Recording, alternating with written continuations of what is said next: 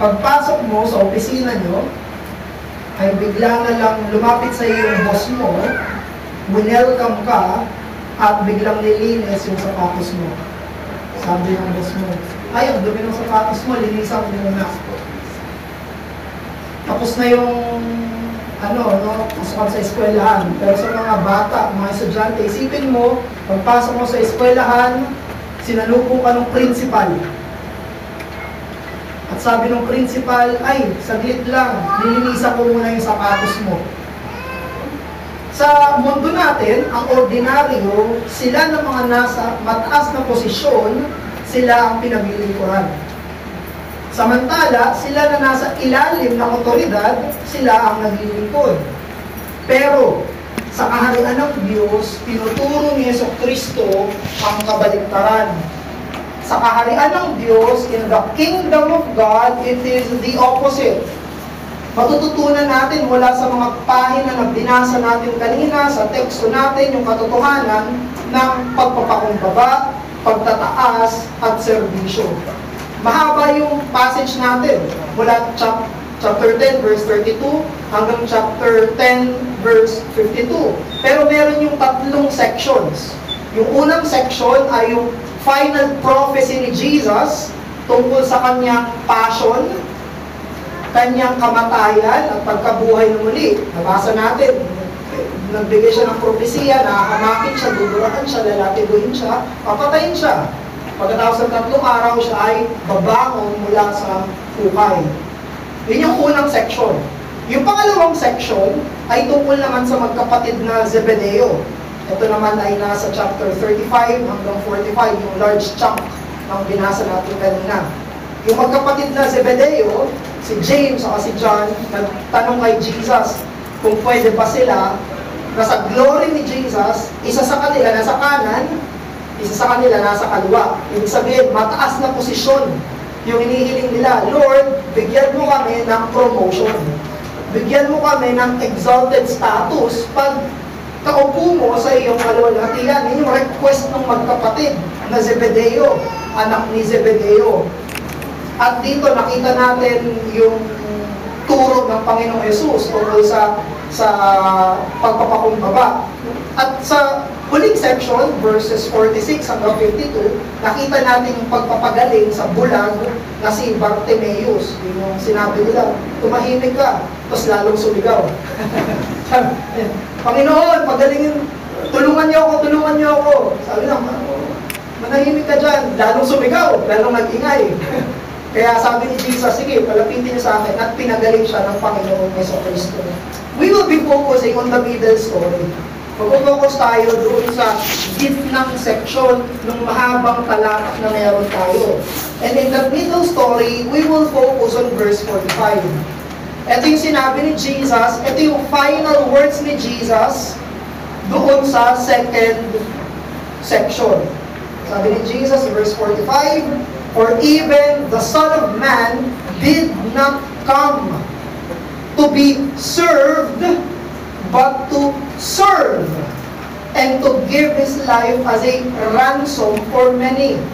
Sabi ni Jesus, ang anak ng tao ay hindi pumarito para siya ay paglingkuran, kung hindi siya ang maglingkod at ibigay yung buhay niya bilang ransom, bilang kahalili para sa marami.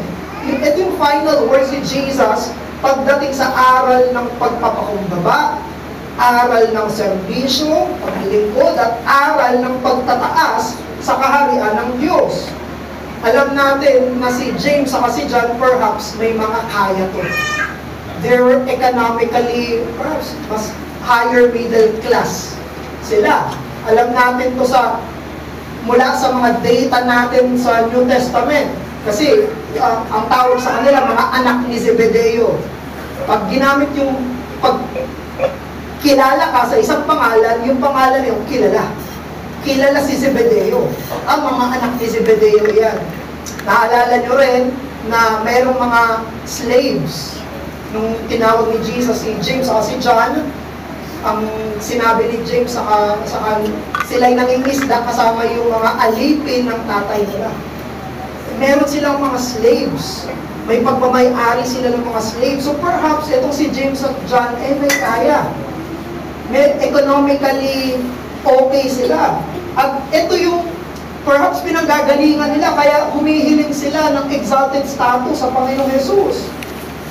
Na galing sila sa magandang pamilya, mataas na posisyon sa lipunan, kaya naman, pagharap nila kay Jesus, ay humihingi sila ng mataas din na ranggo, mataas din na posisyon. Hindi nila naintindihan yung propesiya ni Jesus. Previously, sa verse 32 to 34, kasasabi lang ni Jesus, ang anak ng tao ay parurusahan. Ang anak ng tao ay lipustahin. Ang anak ng tao ay gagawa ng masama. At sa regard na ito, ang magkapatid na Zebedeo ay parang ang bulag na si Bartimeo.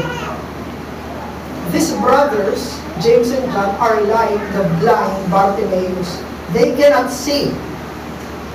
They cannot see, and they are in need of the supernatural healing of the Lord Jesus.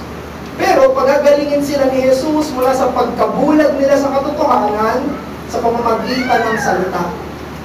Ang salita ni Jesus ang magpapalinaw sa mata ng magkapatid. Ang mga salita ni Jesus ang magtatama sa kaisipan ng magkapatid tungkol sa exaltation, tungkol sa service, tungkol sa kanilang pananaw sa pagpapakumbaba. At anong ginamit na salita ni Jesus? Para gisingin, buksan yung mata ng magkapatid na Zebedeo. Verse 25, yung sinabi niya, for even the Son of Man did not come to be served, but to serve.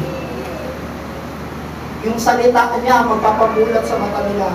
Ang anak ng tao nga ay pumarito, hindi para siya ang paglingkuran, kung hindi siya ang maglingkod. Kaya ito po yung mensahe natin ngayong umaga, ang mga salitang para maglingkod at hindi para paglingkuran ang susi para makimulat ang bulag nating mga mata sa Kristiyanong aral ng pagpapakumbaba, paglilingkod, at sa pagtataas. Christ's words, to serve and not to be served, is key in recovering from our blindness to the Christian truth of humility, service, and exaltation. Katulad ng magkapatid na Zebedeo, pwedeng bulag rin tayo. Katulad ng magkapatid na Zebedeo, pwedeng hindi rin natin panatututunan yung aral ng Kristiyanong pagpapakababa, ng Kristiyanong paglilingkod, ng Kristiyanong pagtataas. At katulad din ng bulag na si Bartimeo, si Bartimeo ini-insist, pagalingin siya, makakita siya. Sana ganun din yung mangyari sa atin. Napagalingin yung mga kabulagan natin sa katotohanan, kabulagan natin sa mga aral ni Jesus para sa ating Kristiyanong pagkadisipulo. Mayabang ka ba? Ang sermon na ito ay para sa iyo. Mapagmataas ka ba?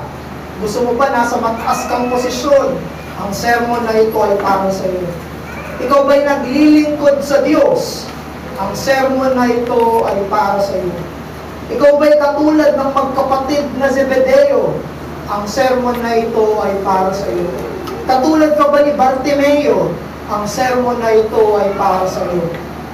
Ikaw ba ay mapagpakumbaba? Ang sermon na ito ay para sa iyo. Ito ay para sa iyo.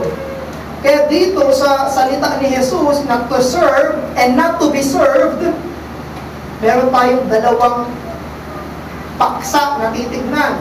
Una, yung katagat na to serve and not to be served, yan ay una sa Diyos. At pangalawa, yung katagat na to serve and not to be served, ay katagat na para sa mga Kristiyanong disipulo. So we will see to serve and not to be served in God's incarnation, and to serve and not to be served in Christian discipleship. So una muna ito sa Diyos bago sa atin. Una muna ito sa Diyos bago sa atin. Ang Diyos ay nagkatawang tao at pinakita niya yung purpose niya. What is the purpose of The Lord of glory becoming a little baby. Bakit naging baby yung Diyos ng sanlibutan, yung Diyos ng universo, yung Diyos na nandyan bago pa yung paglikha, yung Diyos na gumawa ng lahat? Bakit siya naging sanggol? Bakit siya pinanganak? Bakit siya pinaglihi ni Maria? At pinakita sa atin dito yun. Sa text natin, what's the purpose? Why did the Son of Man come? Why did the Son of Man, Son of God, divine, fully divine, the second person of the Trinity, become man? Bakit? Alam ni Jesus kung bakit siya pinanganak. Alam ni Jesus kung bakit siya nagkatawang tao. Alam ni Jesus kung anong dahilan ng inkarnasyon. His purpose is the cross. Pinanganak siya para ipako sa cross. Mabuhay siya, pumarito siya dito for redemption, atonement, substitution, payment for the sins of the believers. The second person of God understood this is His service to sinners. Pumarito siya para maglingkod. Pinanganak si Jesus para maglingkod. Hindi siya pumarito para siya ipaglingkuran, kung hindi para siya ang magservisyo. So that is the point of the incarnation. The point of the incarnation is the cross, where the humble God serves sinners for their salvation. Ang krus ang dahilan ng inkarnasyon, kung saan ang mapagpakumbabang Diyos ay pinaglilingkuran ang mga makasalanan para sa kanilang kaligtasan. Diba? Kaaway naman, no? Inaaway ang Diyos. Nilalagbanan ng Diyos. Nagre-rebelde sa Diyos. Pero yung Diyos bumaba para paglingkuran mismo yung mga tao na lumalabag sa Kanya. Pero, gusto ko rin malaman nyo na hindi pa nagkakatawang tao si Jesus sapagkat Diyos pa lang niya, pinaglilingkuran niya ang lahat. In His deity, even before His incarnation, God is already serving. Sabi ni Apostle Paul, nung nandun siya sa Areopagus, sa Athens, sa Acts chapter 17, verse 35, ito yung sabi ni Paul sa mga pagano. Sabi ni Apostle Paul, mga pagano ito sabi ni Paul, nor is God served by human hands as though He needed anything, since God Himself gives to all mankind life and breath and everything. Sabi ni Pablo, ang Diyos sa sarili niya, hindi niya kailangan ng kahit ano. Wala kang pwedeng idagdag sa Kanya. Wala kang service sa Diyos na may napapala ang Diyos. Dahil kumpleto ang Diyos sa sarili niya, wala siyang pangangailangan. Hindi tayo ang nagsusustena sa Diyos. We do not sustain God. We do not add to God. God has no needs. Walang needs ang Diyos. Walang needs ang may likha ng lahat. Kaya sabi ni Paul, we do not serve God as though He needed anything. Na parang may pangangailangan siya. Kundi kabaliktaran, siya pa nga daw yung nagbibigay sa lahat. Binibigay niyang buhay, hininga, at kanilang pagiging nilalang. Ibig sabihin pala, mula simula, ang Diyos bigay ng bigay. For 6,000 years, 10,000 years, simula ng unang segundo ng creation, ang Diyos labas ng labas. Wala siyang pahatak, wala siyang kinukuha sa atin. Siya ay palabas, pabigay ng pabigay. Siya ang naglilingkod. Sa buong panahon, mula sa simula hanggang ngayon, hanggang sa eternidad, siya ay Diyos na bigay ng bigay, pero hindi siya naubusan. Pero hindi siya nakukulangan. Tayo palaging tumatanggap, maging sa pagka-Diyos niya, prior to the incarnation, God has always been serving us non-stop. Bago ako pumunta dito, pinaglilingkuran ka ng Diyos. Natutulog ka, pinaglilingkuran ka ng Diyos. Nag-aaral ka, pinaglilingkuran ka ng Diyos. Binibigyan ka niya ng lahat. Maging pitik ng brain cells mo, dahil sa Diyos ka. Maging yung tibok ng puso mo, galing sa Diyos yan. Yung circulation ng dugo mo, galing sa Diyos yan. Paano ka mag-isip, galing sa Diyos yan. Bawat kurap ng mata mo, galing sa Diyos yan. Bawat kilos mo, galing sa Diyos yan. Bawat sustento sa iyo, galing sa Diyos yan. Pinaglilingkuran ka ng Diyos nang walang tigil.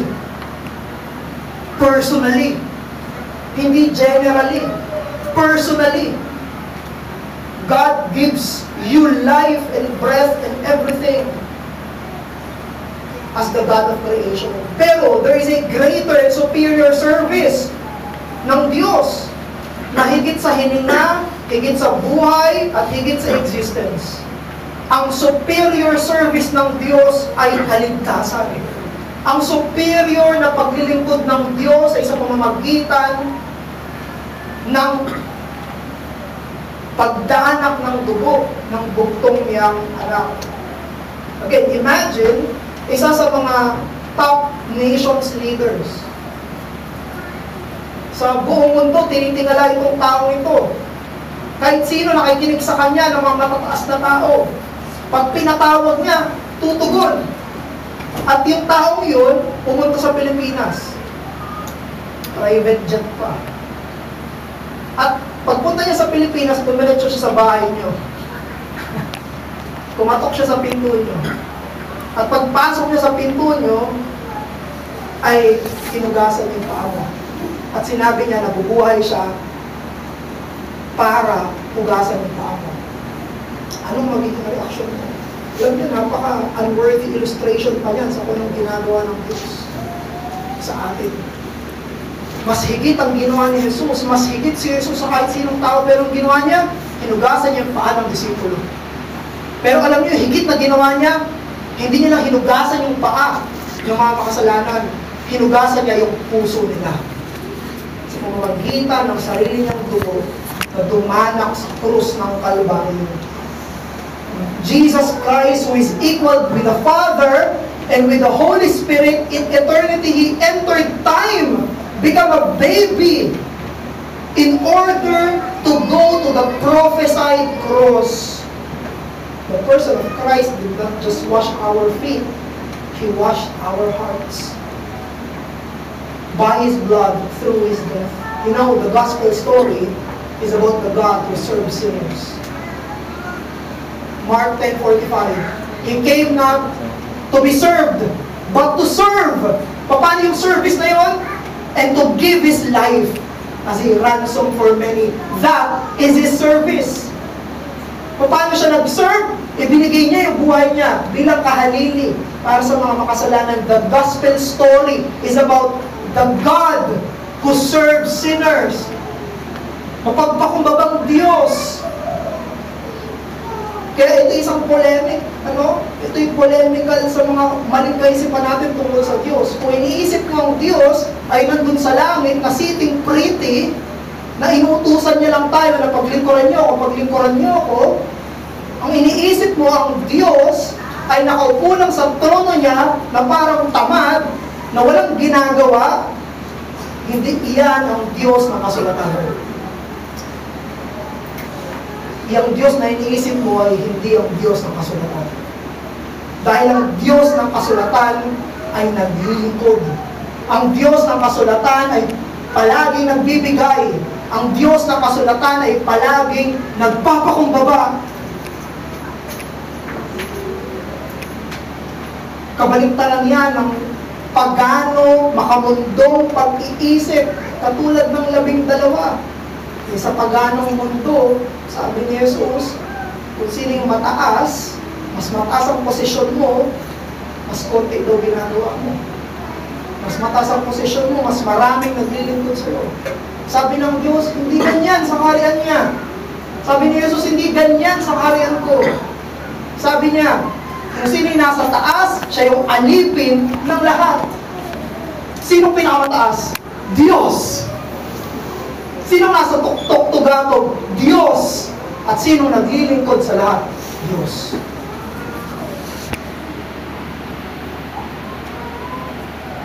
None is higher than God and none serves more than God. None is higher than God and none serves more than God. Kaya kung hindi ka pa Kristiyano, sana huwag kang magpakabulag sa pagmamataas mo at katigasan ng ulo mo na hindi mo tinatanggap ang panawagan ng kaligtasan. Dahil ito isang Diyos na tumatawag sa iyo para ikaw ay maligtas. Ilang beses ka niya nang tinawag para magsisi ka. Ilang beses ka na niyang pinaglilingkuran na tawagin ka para ikaw ay kumilala sa anak niya. Sana ay huwag kang magmatigas ng ulo sa Diyos. Sana ngayon din ikaw ay magsisi. Ngayon din ikaw ay manalig. Ngayon din ay ikaw ay maligtas. Sa atin mga Kristiyano, naging Kristiyano ka na pero hindi ka pa rin tinitigilan ng Diyos na paglingkuran. Sana yakapin mo yung paglilingkod ng Diyos saan? Sa pagpapabanal sa iyo. Embrace God serving you for your sanctification from the cross applied to your life today. Pinaglilingkuran ka ng Diyos mula sa mga tinubos ni Jesus, sa mga biyaya na binili niya sa iyo, sa kasalanan kung saan namatay siya para sa iyo. Pinababanal ka ng Diyos ngayon, Kristiyano, yan ang paglilingkod niya sa iyo. Gusto natin qualify, no? Pag sinabi natin na ang Diyos ay naglilingkod, hindi ito tungkol sa kung ano yung gusto natin. When we say God is a serving God, He is not a waiter. Na, ngayon saan gusto ko? Hindi yan yung paglilingkod na sinasabi. Yung paglilingkod ng Diyos ay kung ano yung totoong kailangan natin. Hindi kung ano yung gusto natin. Kung ano yung kailangan natin, hindi kung ano yung gusto natin. Kaya nung tinanong ni Jesus yung dalawa na magkapatid na Zebedeo, sabi niya, anong gusto niyong gawin ko para sa iyo? Hindi ka pinagbigyan. Kasi hindi yung dapat sa kanila eh. Pero nung tinanong niya si Bartimeo, anong gusto mo? Gusto niya makakita siya. Alam niya yung kailangan niya. Hindi ang binigay niya. Ang binibigay ng Diyos sa servisyo niya ay anong kailangan natin. At ang kailangan mo ay pagpapabanal. Ang kailangan mo ay pabanalin. God knows where you need fixing. God knows where you are broken. God knows where you are sinning. God knows the sins you do not want to let go. God knows the graces which you need to improve. At doon ka pinaglilingkuran ng Diyos. Kung saan may sira, doon ka pinutuktok ng Diyos. At sana yakapin mo yun, tanggapin mo yun, pinaglilingkuran ka ng Diyos. Sa usapin ng pagpapabanal mo in your sanctification. But there is a specific sanctification na dapat natin patutunan dito. Ito yung pangalawa sa atin. To serve and not to be served in Christian discipleship. Bilang mga disipulo naman, no? Nung sinabi ni Jesus yung chapter 10, verse 45, tungkol to sa problema ng magkapatid na Zebedeo. Gusto nilang maging above. Di ba itong dalawa, nasa 12 na nga sila eh. Apostle na sila. Mataas na yon. Pero gusto ng dalawa, mas mataas pa sa labing dalawa. Dun sa within the 12, gusto nila higher than the 12. Kanan sa kaliwa ng Panginoong Jesus. So, may tatlong sagot si Jesus sa kanila. Sabi nila, pwede bang kanan at kaliwa ko kami, Panginoon? Sabi ni Jesus, kaya niyo bang gawin yung mission ko? Pangalawa niyang tanong ay sinabi niya, desisyon niyo ng Ama. Hindi ko masusunod. Nakatakda na kung sino yung tataas. Pangatlo, di tayo mag-focus. Kinompare niya yung pagan belief sa Christian belief. Sabi niya sa mga pagano kasi, gusto nila kung sino yung mataas, sila yung pinaglilingkuran. So again, perhaps sanay itong magkapatid na Zebedeo na pinaglilingkuran sila. May mga slaves sila sa bahay. Mataas yung tatay nila. Sanay sila na sila yung pinaglilingkuran. Kaya sabi ni Jesus, pag mag-isip tayo sa karya ng Diyos, hindi dapat pagano, dapat Kristiyano. Hindi dapat makamundo, dapat Kristiyano. Baliktad. Kung sino yung mataas, siya yung naglilingkod. Kung sino yung nauuna, siya yung naglilingkod sa lahat. Because it's the opposite in pagan belief, pagan doctrine, pagan mindset. chapter 10, verse 43 to 44. Instead, whoever wants to become great among you must be your servant. Whoever wants to be first must be a slave to all.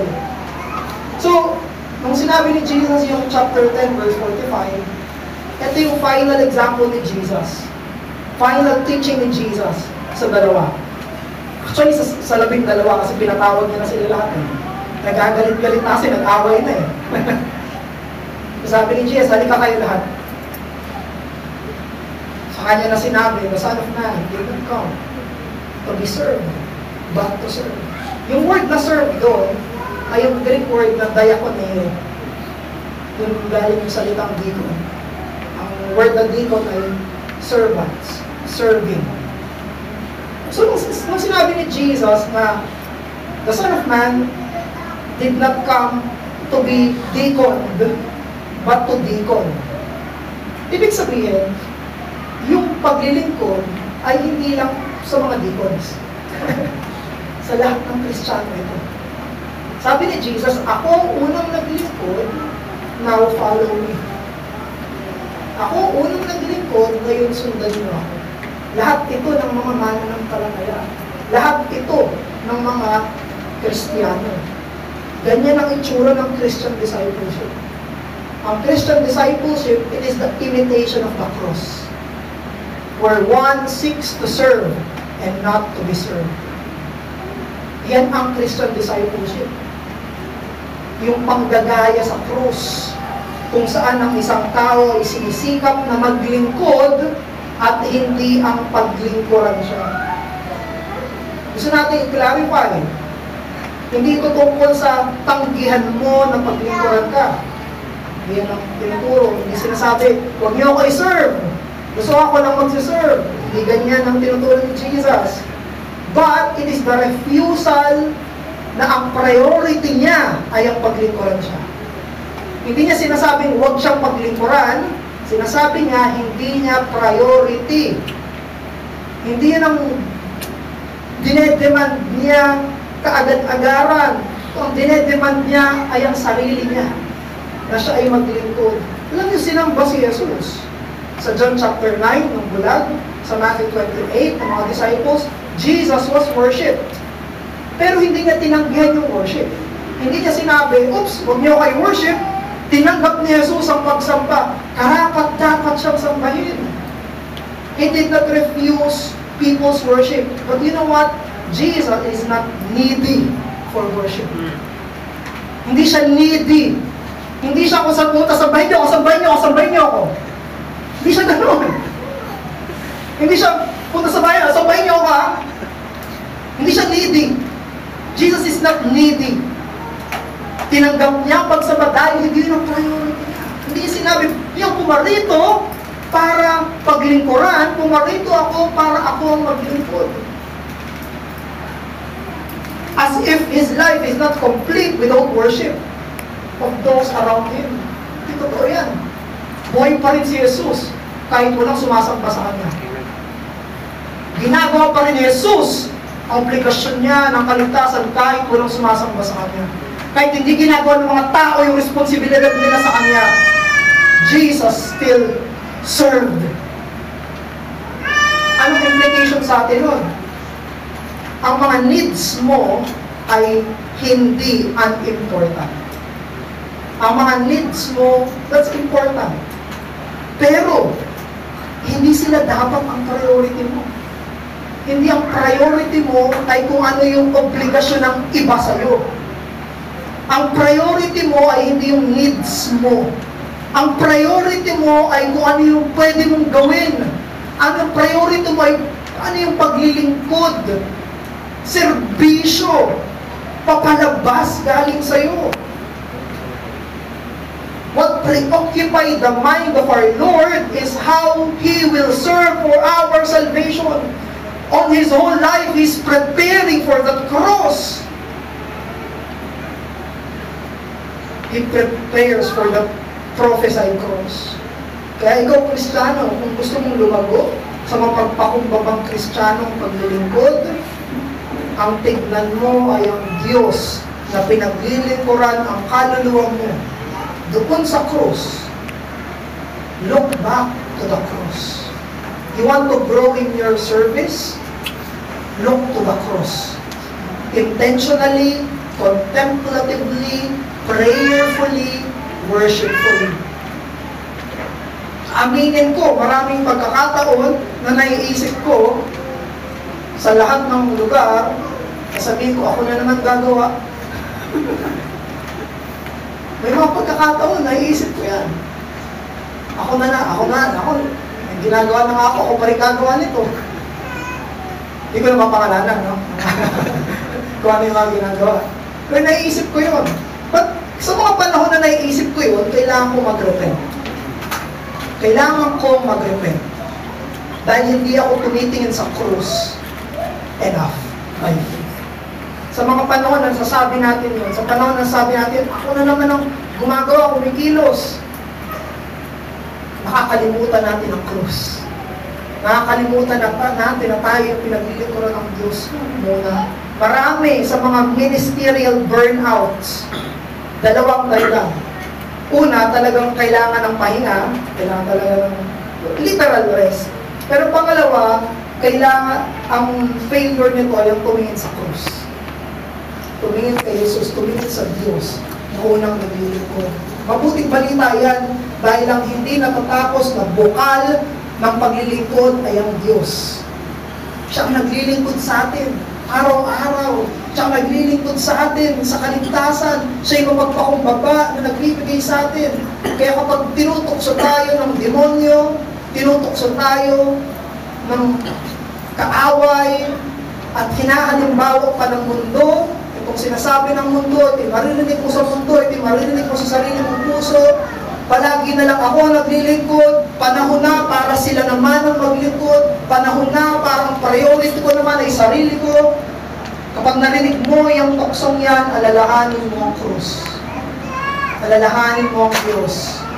You cannot serve too much because God is the standard. You cannot give yourself too much because God is the pattern. You have never and can never ever outserve God. Hindi pwedeng mas mataas, mas marami yung paglilingkod mo sa Diyos. No way! Sa kahit ganong karaming paglilingkod mo sa Diyos, mas mataas ang paglilingkod niya sa iyo. Mas malalim ang paglilingkod niya sa iyo. Mas marami siyang binigay sa iyo kaysa sa binigay mo sa Kanya. You can never outserve God. At inaalalahanin mo, isipin mo, pinaglilingkuran ako ng Diyos, walang tigil, para sa kaligtasan ko. At alam niyo, marami sa mga conflicts, marami sa mga problema sa mundo, problema sa bahay, problema sa pag-aasawa, problema sa pamilya, problema sa church, problema sa trabaho, problema magkakapitbahay, problema ng bansa sa bansa, ay dahil inuuna ang sarili. You can diagnose that. Bakit kayo nag-away ng asawa mo? Kasi nasa isip mo, not to serve, not to be served. Ang mga alitan sa loob ng iglesia, kasi ang iniisip, to be served instead to serve. Bakit may mga giyera? Dahil ang iniisip nila to be served instead to serve. Alam nyo, napakagulo at chaotic ng mundo kung mauunahin ay sarili. Napakagulo ng mundo kung lahat ng tao, lahat ng bansa, lahat ng pamilya, lahat ng bahay, lahat ng individual ang sinasabi, you serve me, I don't serve you. Napakagulo. Ayaw mo tumira sa mundong ganun. You would not want to live in a world like that. And the kingdom of God is not like that. Ang kaharian ng Diyos ay baliktad. Ang kaharian ng Diyos ay kung saan ang lahat ng miyembro ay inaasahan na sundan yung halimbawa ni Jesucristo. That the Son of Man came not to be served, but to serve. Therefore, kaya dito nakita natin nung nag-away yung mga disipulo, yung 10 nagalit sa 2. The answer to all relational conflicts is the cross. You should repent of your paganism and imitate the cross. Ano lang ito, mga tanong sa atin. Anong mababang serbisyo na willing kang gawin? Paano mo pinaglilingkuran si Jesus? Saang Kristiyanong ministeryo ka nabibilang? Kailan yung huling panahon na nag-volunteer ka para sa isang gawain para sa Diyos? O kaya naman, gawain sa loob ng bahay niyo. Kailan ka huli nag-volunteer? Ako na. Kailan ka huling nagtanong sa mga pastor o sa mga diakono kung sa nanay at tatay mo kung saan ka makakatulong? Saan ka naglalak sa iyong service? Yan yung tanong sa'yo. Previously, may naging usap-usapan sa media at ang tanong doon ay dapat ba yung mga customer linisin nila yung kanilang table, pinagkainan nila sa fast food? Ang tanong yan, dapat ba ikaw maglilinis o may mga crew naman na sila yung maglilinis? So hati yung opinion ng mga tao. Sinasabi ng ibang tao, trabaho nila yan, dapat sila maglinis. So iba naman, sinasabi nila, maganda pagpapalaki sa amin, kaya nililinis namin. So may dalawang magkaibang opinion tungkol doon. Pwedeng magkaiba yung pananaw natin dito. Dahil totoo naman na pag pumunta ka sa restaurant at pumunta ka sa fast food, you go there to be served, not to serve. Hindi ka naman pupunta sa Jollibee at sasabihin mo sa crew, ako na. Hindi ka naman pupunta sa cashier, ako na dyan. Kukunin mo na lang yung ikaw biglang magwawalis doon, maglilinis. You go to those food companies to be served, not to serve. Pumunta ka naman talaga doon. Pero, gusto kong alalahanin natin na yung ideya ng pagiging consumer, yung ideya ng pagiging isang consumerist sa buhay natin, nakaka-apekto yan sa buhay natin. Amen. We live in a largely consumerist world.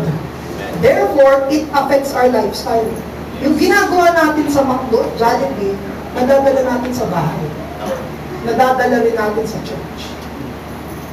Na parang pag-uwi mo ng bahay, nasabihin mo, I came here to be served. Punta natin ng church, I came here to be served. At yung sinabi ni O.S. Guinness, the McDonaldization of Christianity. Na parang maging sa pananampalataya at Kristiyanong buhay, lumalapit tayo na parang customer tayo.